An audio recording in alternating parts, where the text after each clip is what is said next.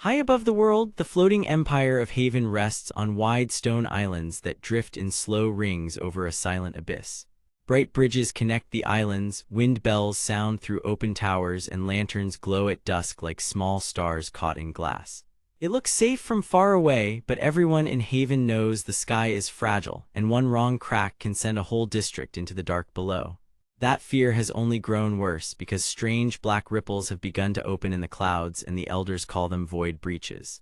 If those breaches spread, they will not only swallow land and people, but also bring a deep silence that steals magic, memory, and even the will to fight.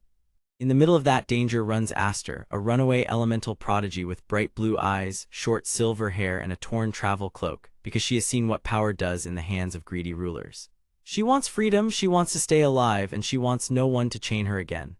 Her story matters because she is the only one who can touch the forbidden crown hidden under Haven, the crown that can merge fire, ice, lightning, gravity, and phantom magic into one unstable force. But the crown also wakes the attention of Silas, a cold void mage with black hair, sharp features, and a calm voice that hides a cruel plan. Silas wants the empire silent and empty, because in a world without voices, no clan can resist him, no rival can argue, and no one can expose what he truly is.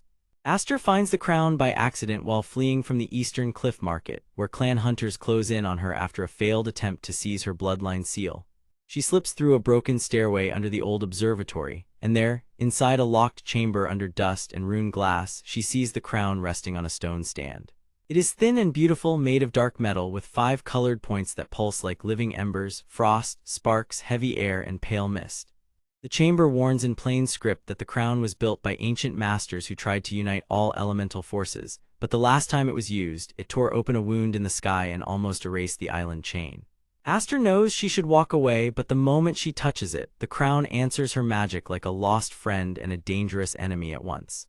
Fire jumps in her palm, ice forms on her sleeve, lightning flashes through the room, gravity bends her knees, and phantom shapes flicker at the edge of her sight.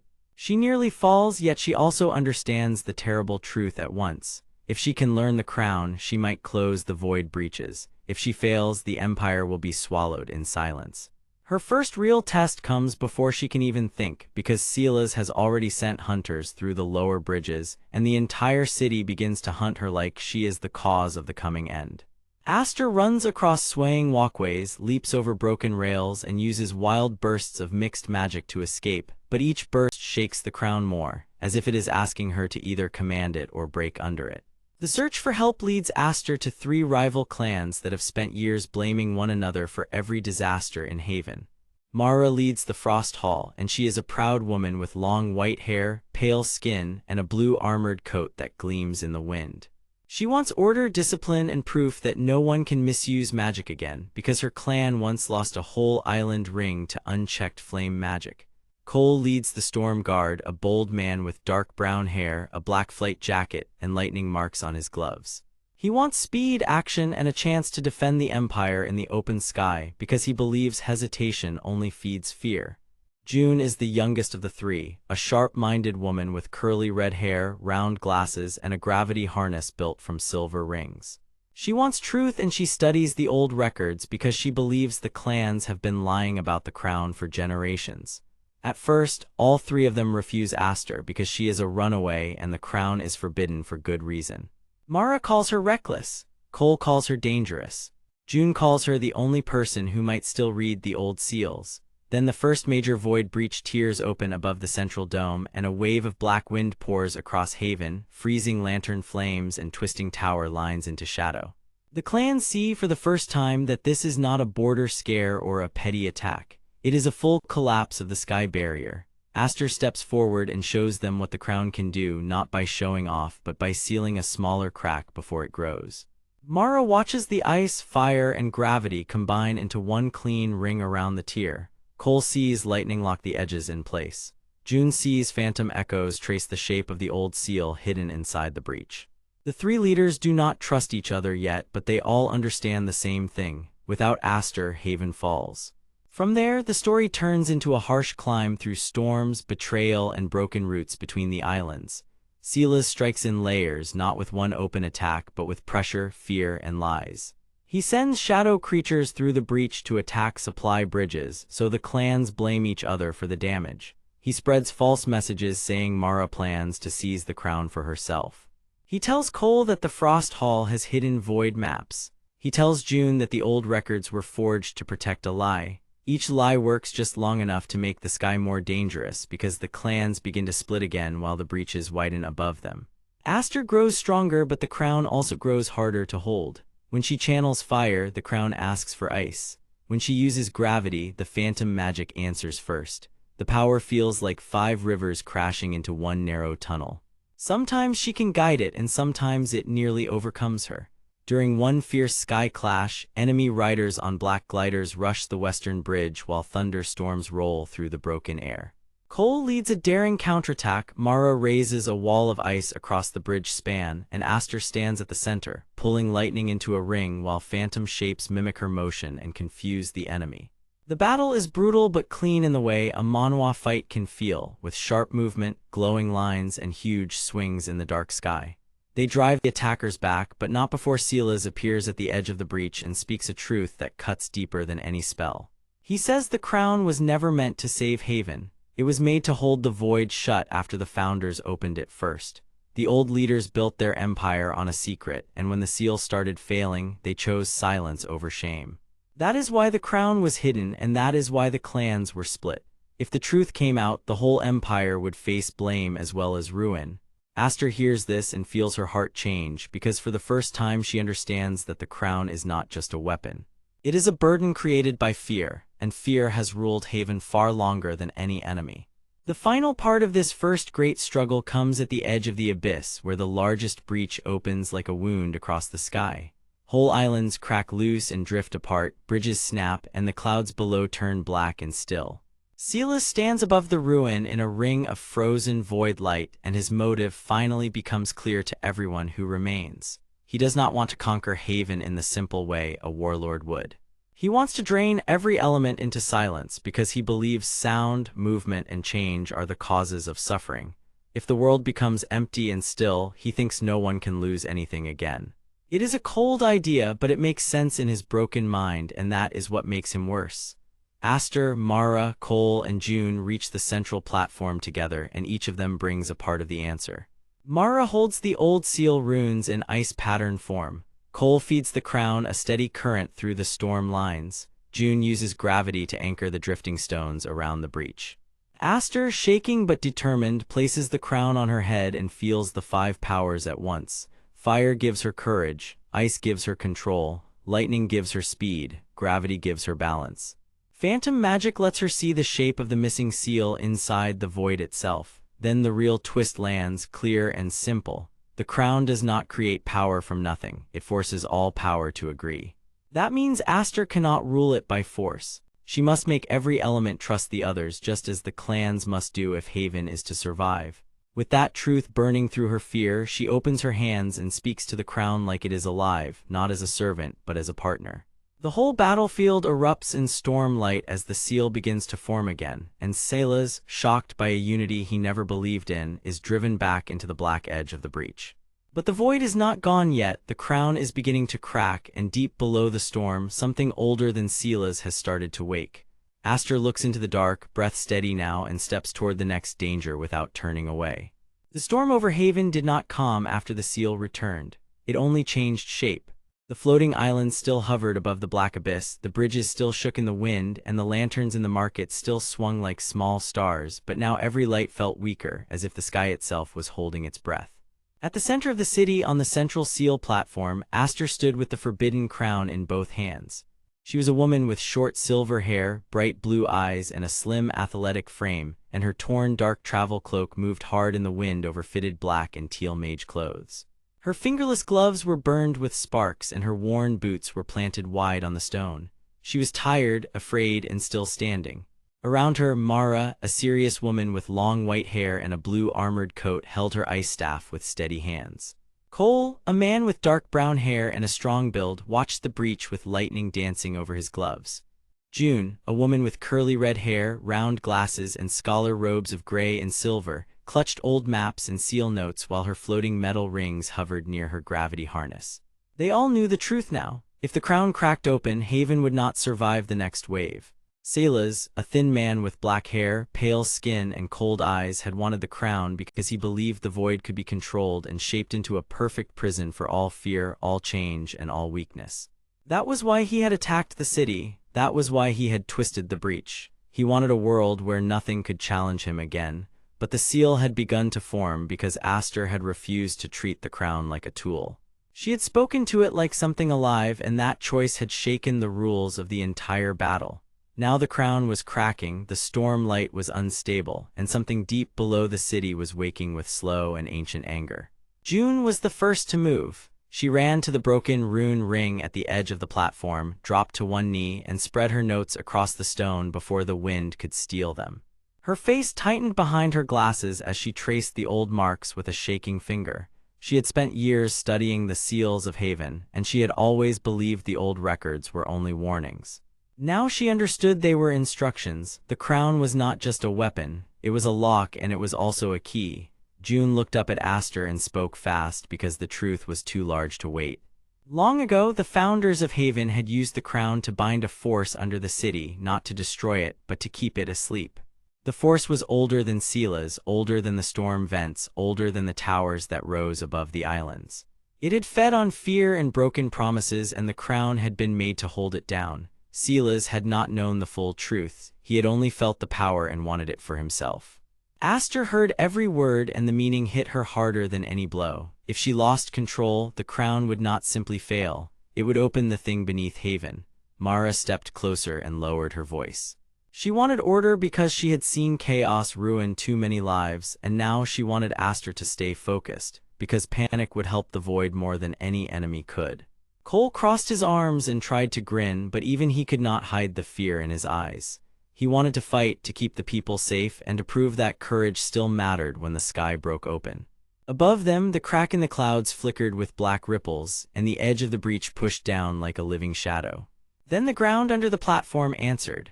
A low sound rolled through the stone, deep and slow, like something huge turning in its sleep.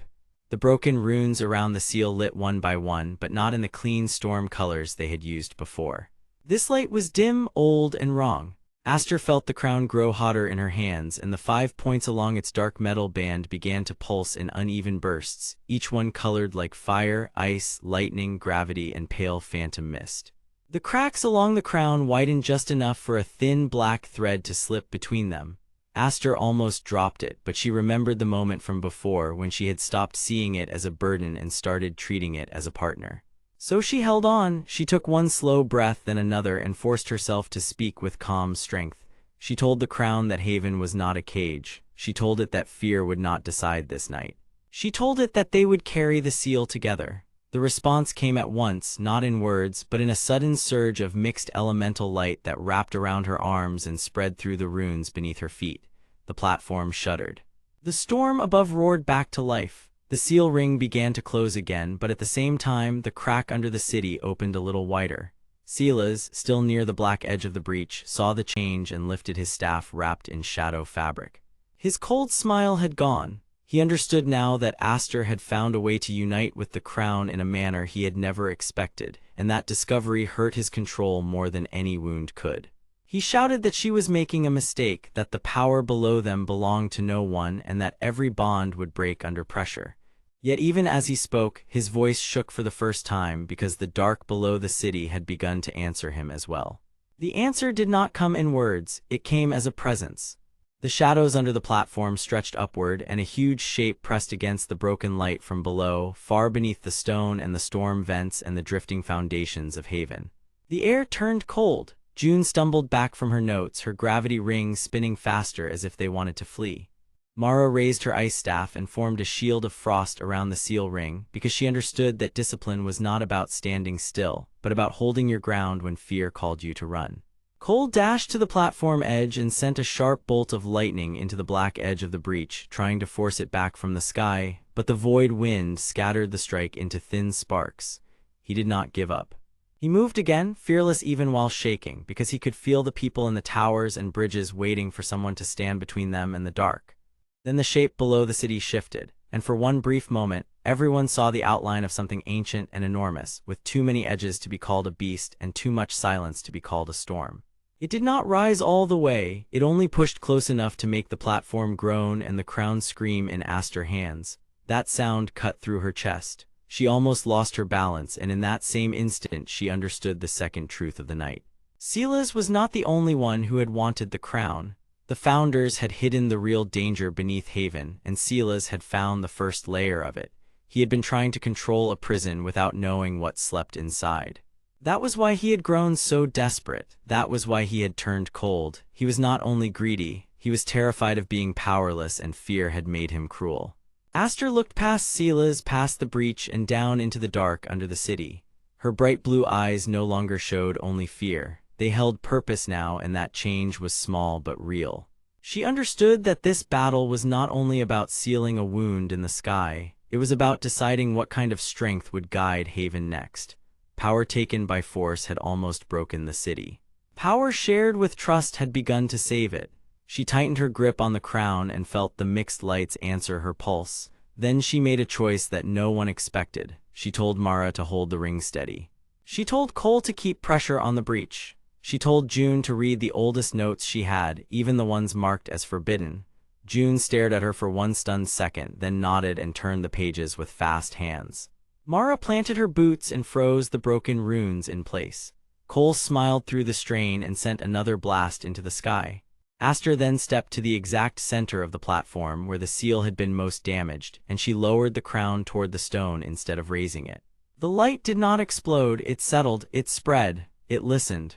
The seal began to knit together in a cleaner shape, but deep below, the ancient thing stirred harder, as if it had just felt the hand that held its lock. Silas saw this and took one step forward, his calm mask cracking at last. He had expected fear, collapse, and surrender. He had not expected a united team. He had not expected Aster to grow stronger by trusting others. And he had certainly not expected the old power below Haven to recognize her. For the first time, the battle was no longer only against Silas. It was against the hidden history of the city itself. Aster felt that truth settle in her bones as the storm gathered once more, and she knew the next move would decide far more than the sky above them. The crown pulsed with a new, unstable rhythm, the black shape below shifted again, and the platform trembled as if waiting for someone to open the next door. Aster lifted her chin and stared into the dark, ready to go deeper, while the others held the line behind her. The night was not over yet, and the oldest danger in Haven had finally opened one eye. The storm rolled over Haven like a heavy wall, and the floating city groaned under its weight. Lanterns on the bridges flickered, storm vents hissed with sharp blue light, and the great towers in the distance seemed to lean toward the dark sky. Below the central seal platform, the abyss waited without sound, while above it the void breach spread like a torn wound in the clouds. Aster stood at the front edge of the platform with the forbidden crown in her hands, and her short silver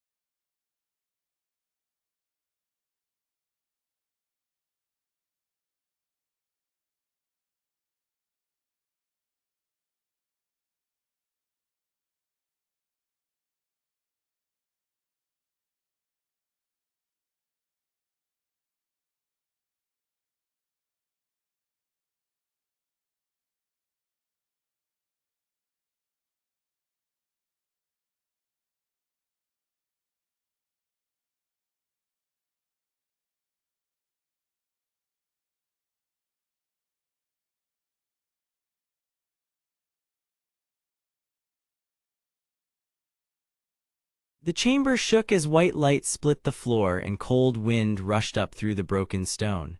Aster stood at the center of the seal platform, her short silver hair blown back, her bright blue eyes fixed on the widening crack below. Around her, the ancient chamber of Haven glowed with pale light, broken runes, and floating dust, while the buried force beneath the city stirred like something waking after a very long sleep. Salas, the thin man in dark gray robes with void runes, lifted his shadow-wrapped staff and smiled with calm hunger. He did not want only power. He wanted control over the buried force because he believed fear always made rulers weak, and only one cold mind could hold Haven together when the sky failed.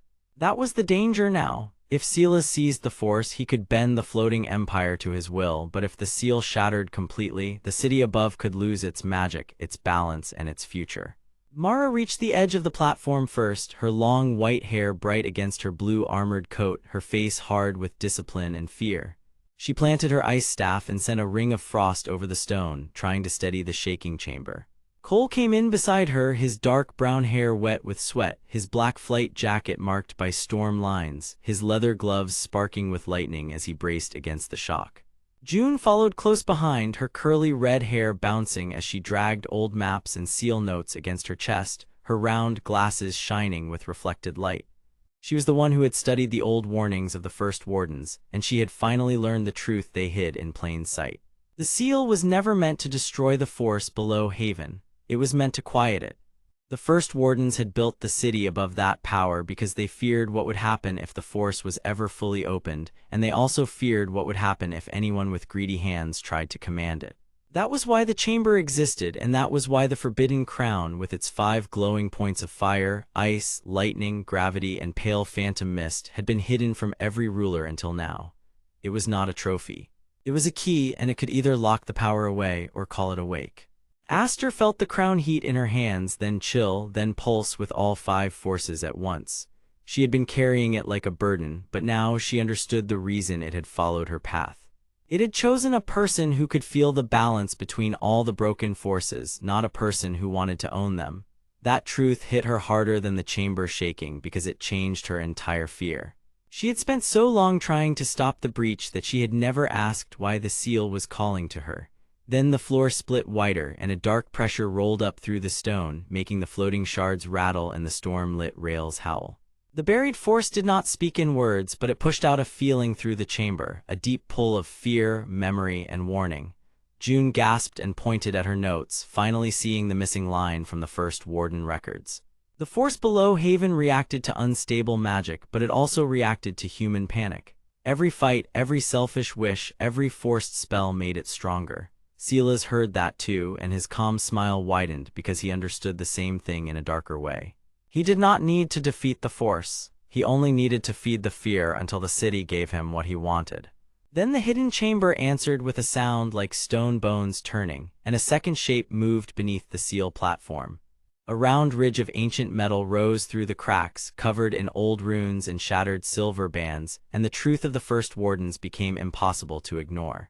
They had not built one seal, they had built layers. The lower seal held the buried force in place, while the upper seal, the one now breaking, was made to protect the people above from ever learning how close they lived to that danger. Aster looked at Silas and saw his plan clearly at last. He had never meant to save Haven. He wanted to frighten everyone into obeying him, then claim the crown and the force together so the city would need his order forever. The revelation made Mara tighten her jaw, Cole crackled brighter with anger, and June quickly point to a narrow path of symbols on the platform. There was still one chance. If the crown was placed into the true center of the lower seal, and if all 5 powers were balanced instead of forced, the chamber might calm the buried force instead of waking it fully. But the act required trust, and it required someone to stand in the middle while the power moved through them.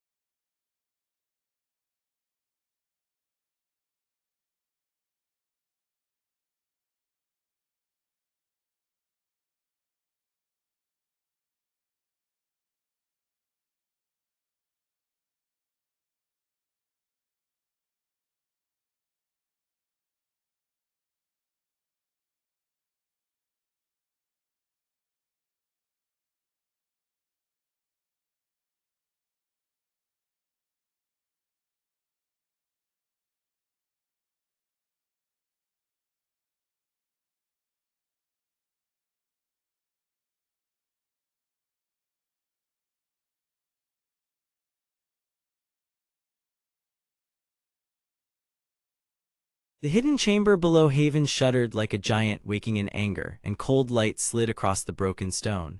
Aster stood on the seal platform with the forbidden crown in both hands, her short silver hair damp with sweat, her bright blue eyes locked forward, while Mara, Cole, and June formed a tight ring around her. They all understood the danger now. If the lower door opened fully, the buried force would rise, the city would lose its balance, and every floating island above would begin to fail. Silas stepped from the dim side of the chamber with calm, measured feet, his black hair neat, his pale face unreadable, and his dark gray robes marked with void runes that drank the light. He was not hunting power for greed alone. He believed the buried force was the only thing strong enough to break Haven away from old lies, and he wanted to use fear to force a new world into place. That was his reason, and that made him more dangerous because he truly believed he was saving everyone. Mara lifted her ice staff first and held the line with perfect control. Cole crackled with lightning at his gloves and faced Silas without backing away. June spread her maps and seal notes across the stone, then found the truth hidden by the first wardens. They had not buried the force by mistake. They had trapped it because it reacted to panic, wild magic, and violent rule, and they had sealed it under Haven to keep the entire city from turning into a weapon. Then June saw the final mark. The crown was never meant to control the buried force alone. It was meant to answer to a trusted heart. Aster understood at once. The first wardens had left the crown for someone who would choose people over pride. She had thought the crown was a burden, but now she saw that it was also a test. Silas lunged toward the seal controls, and the chamber shook as shadow wind burst through the opening below. Aster did not run. She stepped forward, raised the crown, and filled it with fire, ice, lightning, gravity, and pale mist all at once. The light pushed Silas back, shattered his grip on the seal, and forced the lower door to lock again. When the chamber went still, Haven above them began to steady. The storm vents calmed, the bridges stopped swaying, and the floating islands held their places. Silas dropped to one knee, stunned, not destroyed, but finally proven wrong. Aster lowered the crown and chose to place it inside the new seal instead of keeping it for herself. In that choice, she changed. She was no longer someone surviving a secret. She was now the one who guarded the truth, and Haven would remember her as the woman who saved it by refusing to rule it.